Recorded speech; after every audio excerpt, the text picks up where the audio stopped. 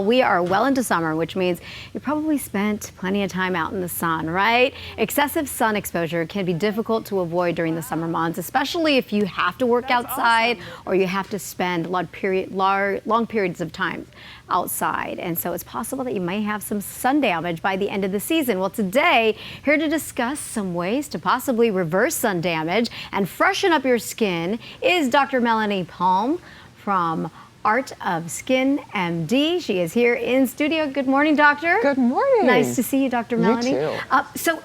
So can you reverse?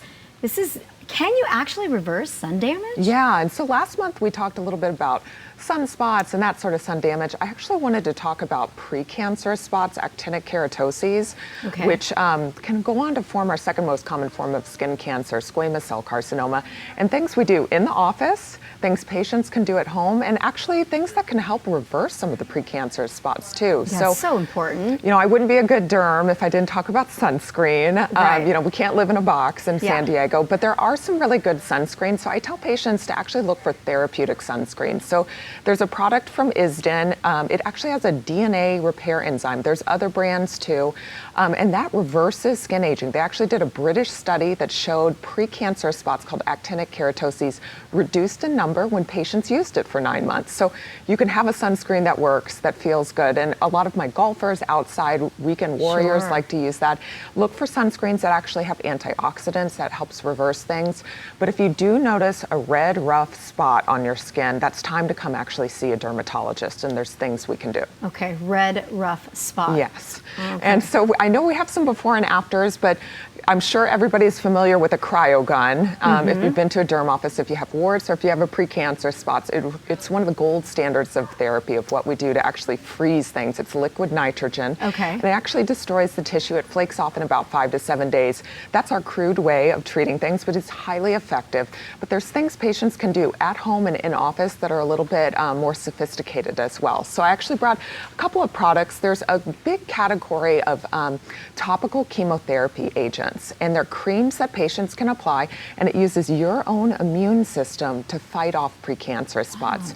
You do look a little funny for a few weeks, but I think it's highly effective. And then I think we may even have before and after photos of a procedure that we do here in the office called photodynamic therapy. Okay, photodynamic therapy. And here's some before and afters. We use it on the face. It's actually FDA approved for this.